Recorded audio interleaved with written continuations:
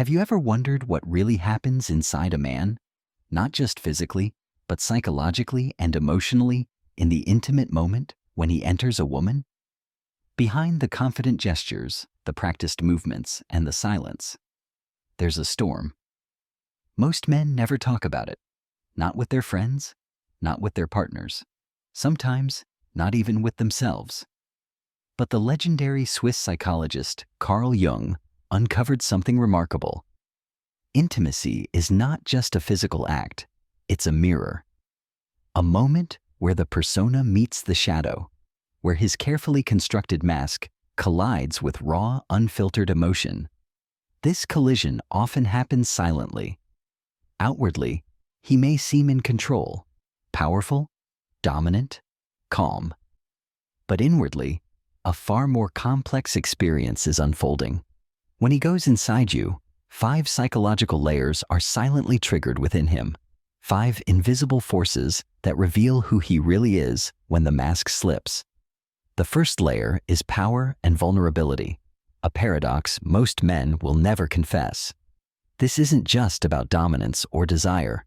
It's about being seen, truly seen. Because in that instant, he's no longer just a man performing a role. He's a soul exposed. Intimacy awakens something ancient in him, a deep pull between his desire to possess and his fear of being possessed.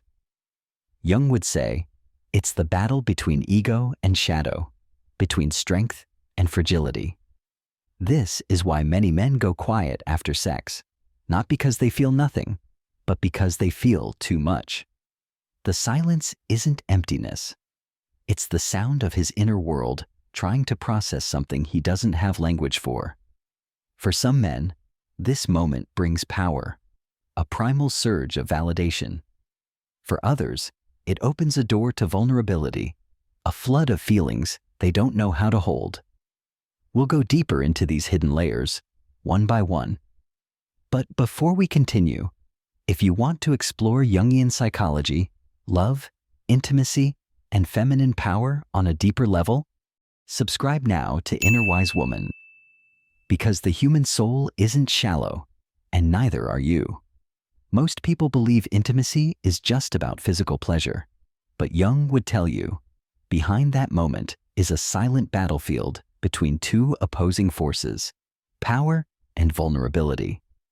When a man goes inside a woman, he isn't just entering her body, he's entering a psychic field. His unconscious registers this moment as far more than sex. It's a crossing of boundaries. It's where his ego either tightens its grip or starts to dissolve. At a primal level, he feels powerful, like he's stepping into something sacred, something deeply symbolic. For thousands of years, cultures have framed this act as a moment of conquest or control. That old archetypal script still lives in the male psyche, but that's only the surface. Underneath, something else is happening.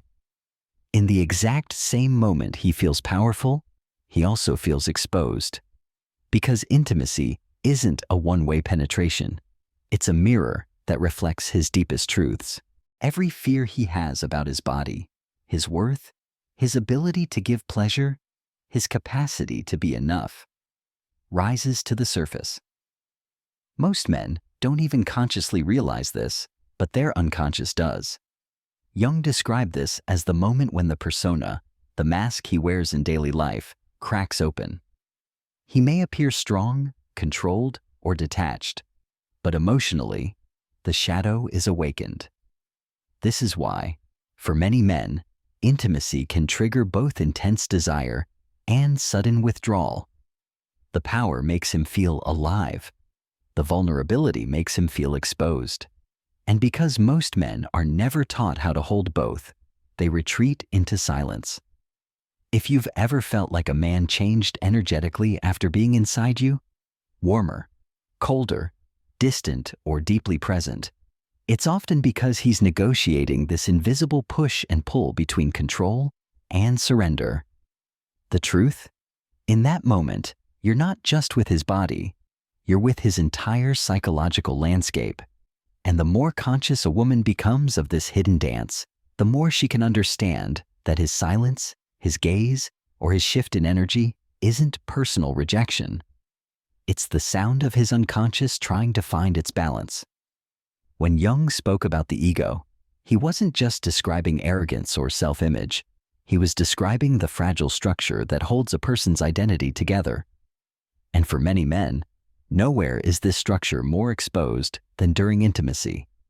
You see, outside the bedroom, a man often relies on his achievements, his status, or his ability to control situations to maintain a sense of worth. But in that vulnerable moment of being inside someone, all those external masks fall away. His ego is no longer buffered by career, money, or image. What's left is the naked question every man carries, often without ever saying it aloud. Am I enough? This is where your reaction becomes everything. He listens, not just with his ears, but with his entire nervous system, to how you respond. When that mirror reflects acceptance, his entire energy softens, his guard lowers, his breath deepens. It's not just sex anymore. It's a soul-level exchange. In Jungian terms, intimacy becomes an alchemical vessel, where two egos melt and something larger, something archetypal, emerges. And that brings us to the next layer, one Jung understood as deeply transformative: dissolving walls, chemistry, bonding, and the anima. Something profound happens in those moments when a man truly lets go, not just physically, but psychologically. Jung would describe it as the dissolution of the persona, the carefully constructed mask he wears in the world. Every man has these invisible walls built from childhood expectations, cultural pressures, heartbreaks, and fears of not being enough. But in true intimacy, especially when he feels safe, those walls begin to crack. This isn't weakness. It's one of the most powerful yet terrifying psychological experiences he can have. This is where the anima enters. In Jungian psychology, the anima represents the inner feminine within every man, the soft, emotional, intuitive, and feeling aspects of his psyche. Most men spend their lives keeping this part hidden or under control. But when he's inside you and the walls of his persona begin to dissolve, that anima begins to surface.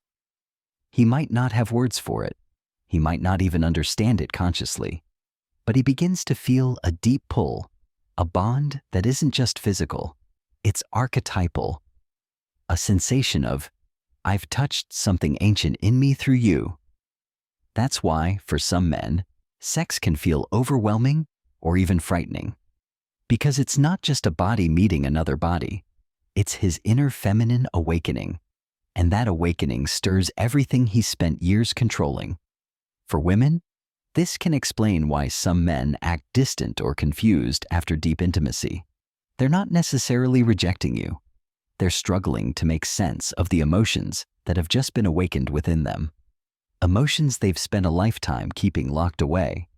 And for others, it creates a bonding response so intense that they want to stay close, protect, or even attach too quickly. It's not neediness. It's the unconscious recognizing something sacred.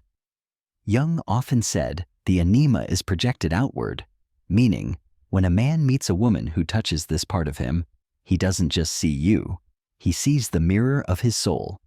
And that is both intoxicating and destabilizing. But here's the key. This projection isn't love. It's the beginning of a psychological process. True love emerges when he learns to integrate what he sees in you back into himself. This is why some men cling to the woman who awakens their anima, while others run. They're either ready or not ready to face themselves. In this layer, intimacy isn't just connection, it's initiation.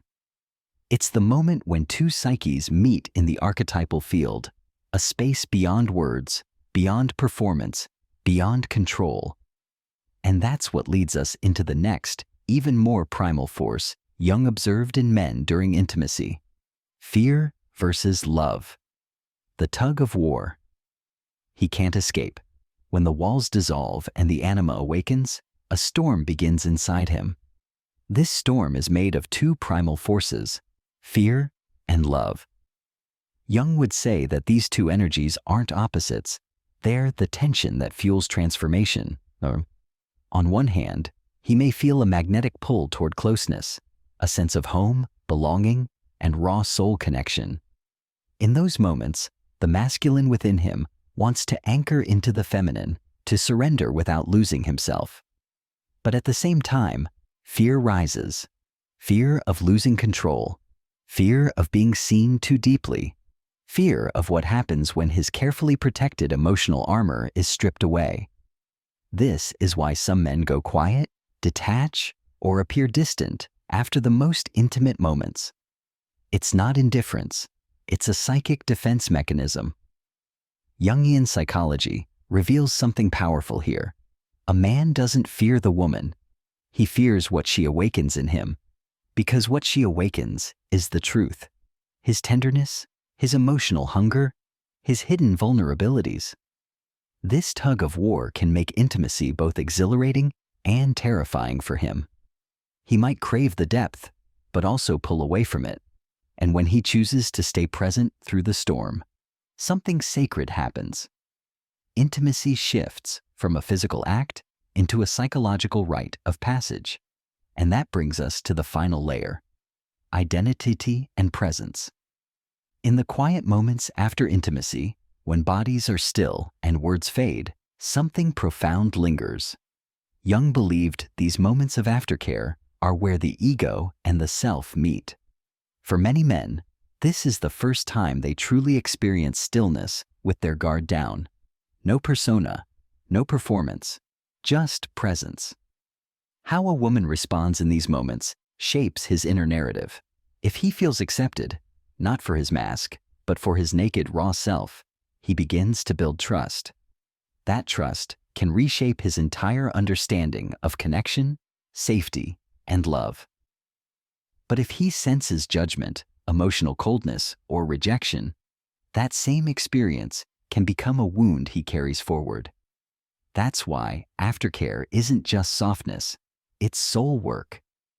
It's where the experience settles into the unconscious, where attachment patterns deepen, and where the masculine meets the feminine in its most unguarded form. Intimacy, then, isn't just about pleasure. It's about identity. Every time a man enters a woman, he doesn't just cross a physical threshold. He crosses a psychological portal. And what he finds on the other side has the power to shape him for years. This is what Carl Jung was pointing to.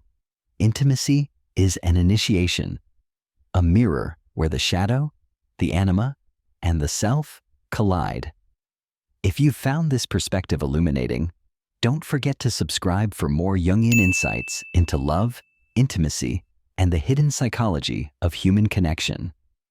Because to understand men at a soul level, you must look beneath the surface, into the unconscious world that Jung spent his life exploring.